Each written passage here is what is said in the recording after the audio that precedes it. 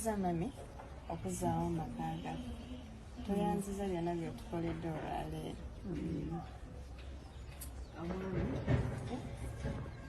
ekyo omwami kyawedde mwaka okuhaaga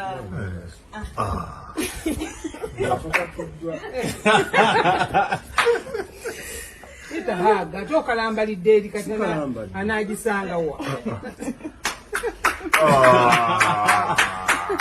Sonyiwa banno nawe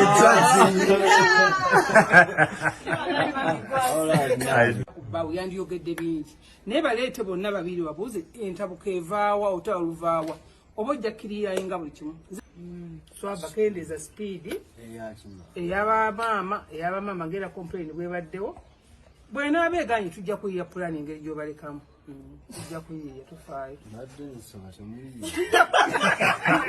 tujja kuyiya mu mbeera eno yabaddewo Rain yayogedde bye nakkiriziganyiza nabyo.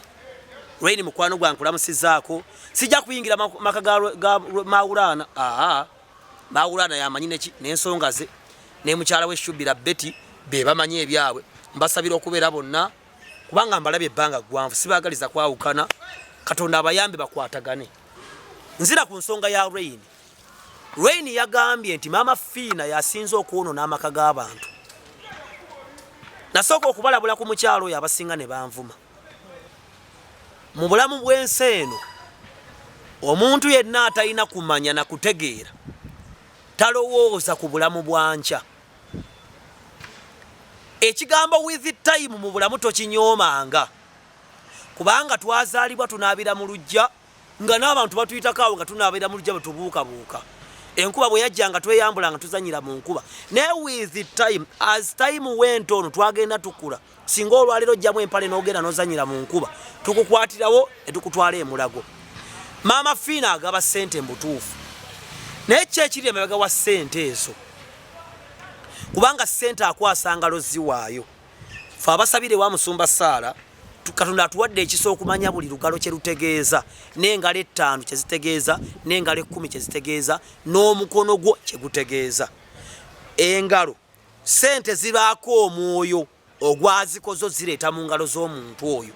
Kati omuntu oyo omwoyo ogwo mwagabira kyokka omwoyo gubeera munda wa muntu. Wano ayinza okussaako simayiro naye ng'akuloga. Kati ayinza okukuwa miliyoni 10 n'agula omukisa gw'obulamu bwa miliyoni 100. Ne tugamba Mama Fiina mugagga naye ng'omukisa ogwo agukuŋŋaanyamu abo be yeefuula mbu atwala ebweru be yeefuula ng'ayamba n'ayongera okubasiba. Omuntu asobola okukuwa nga takuwadde, omuntu asobola obutakuwa ng'akuwadde naddala singa aba talina naye ng'alina omutima omulungi n'omwoyo omulungi. Mama Fiina talina buyinza kubaako mufumbo yenna gwabuulirira kubanga talina maka. Buli gwakwana yakola ki? Tosobola kugaba kyotalina. Nze Dr. T sibuulirira bafumbo kubanga siri mufumbo. Nyinza okubaako ne knowledge akatonotono nga nze ne sinabuyingira. Naye Mama Fiina mufuuyi wa mmindi ate musamize. Kati oyinza okugendayo emisana gwe Maulana n'olowooza nti naye muyina abaana balina future. Kati ate omukyalo oyo mulogo akamma gombe n'ayogera ne Lucifer n'akomawo ku nsinga amuwadde instructions ez'okukola. Era byonna byolaba akola waliwo abimutuma gwayimira naye mu nzikiza kubanga buli muntu alina gwasinza. Waliwo ffe abasinza Katonda w'ekitangaala Yeshua Kamashiya omwana Katonda omulamu alina obuyinza kufa n'amagombe. Waliwo abakka mu nzikiza ne batuula ku ntebe ez'amaggwa ne bayita mu maggwa ne mu bulumi ne baweebwa missions ne ssente okujja ozikaalinga. Obadde okimanyi nti ne ku mbaga yo best man wo kikulu Whistleblowers Association Uganda. Obadde okimanyi nti osobola okuloopa ekigenda mu maaso mu nsi yo mu ngeri y'obuvunaanyizibwa. Amawanga ge twegomba era ge twagala Uganda efaanane bw'abaawo ensonga tebakoma bukomi ku kipostinga ku social media buli omu n'akomaawo kubanga social media tekuli mateeka. Oyinza okulaba ekintu ekibi n'okipostinga n'onakipostinga ne kubanga tekigenze mu mikono mituufu tekijja kuba na mirandira kugasa nsi ebbanga nga liyise. Ebimu tebibaako obukakafu. Naye waliwo omwami bamuyita Musa Majoba yaze nantukira nga Dr. Tiamali. Lwaki bannayuganda tubaguze endowooza y'okuloopanga ebigenda mu maaso obubi mu nsi yaabwe? Ngenda kwongera okubaleetera omusajja oba omwami ono kubanga wakuvunaanyizibwa ate bangi. Waliwo obuyaayo obugenda mu maaso mu nsi yaffe. Wabawo ebitatambula bulungi mu saaviisi, mu gavumenti, mu bitundu byaffe nga bikulaakulanya ensi singa biba bikoleddwako bulungi kyokka nga bigizze emabega bwe biba nga tebikwatiddwa bulungi. Loopa ekigenda mu maaso mu nsi ekitali kirungi mu ba Whistleblowers Association Uganda.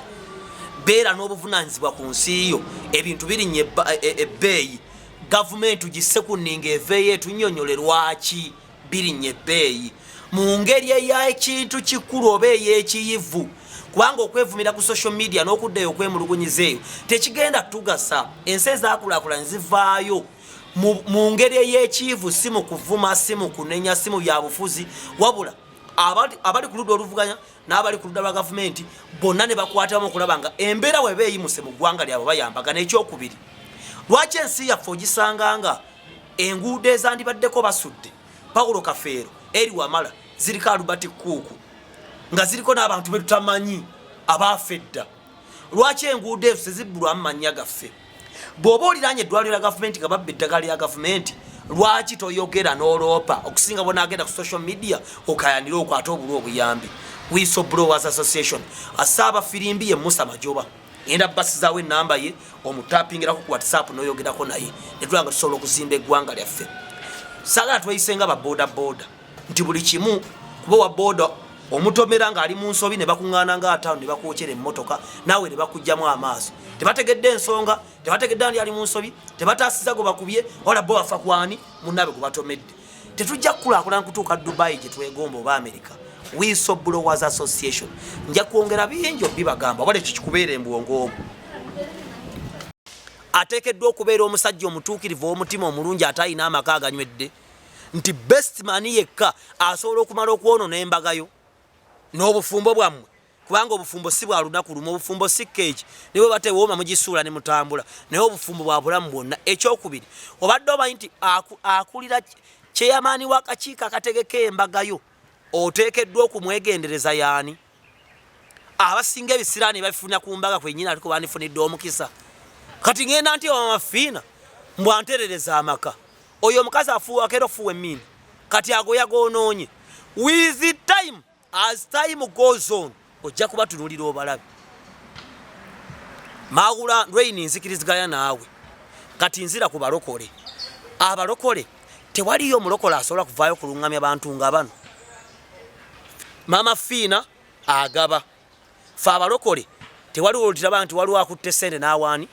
Abakikola mwebale naye nga twogera ate mu mbeera erabika, kubanga Bayibuli yatugamba nti bw'oba ogaba omukono gwadde tegukola kutya tegumanya. Ekyo kiina bwe kinnyonnyolwa. Olwaleero social media yajja, nyinza okubaako abaana be ngenza okuwa ekyokulya ng'okulaga abantu ekirungi ekiri mu ekyo nabo bakikole nga nino kikwata ku kamera nkikole ntya nkirage.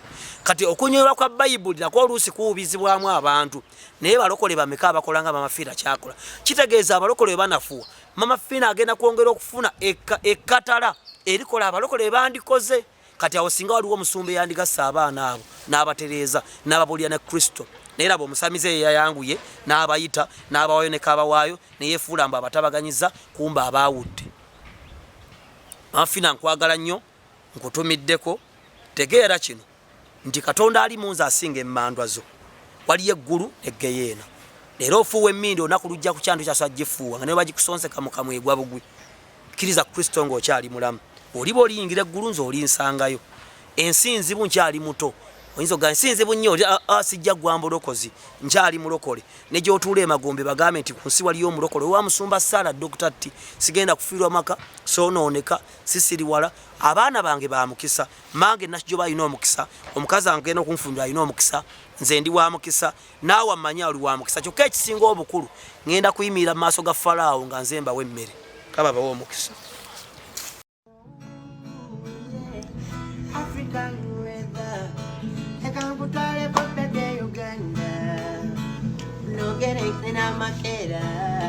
Uganda zabusi ya green. Wetonya nakasana kaka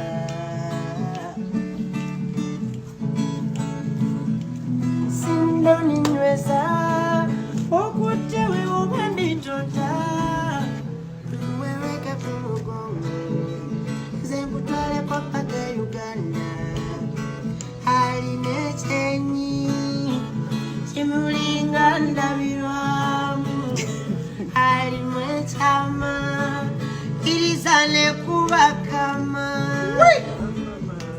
Sindoni nyweza Wakutewe umanditozadia Weweke kumugongo Zekutale kwa pake Uganda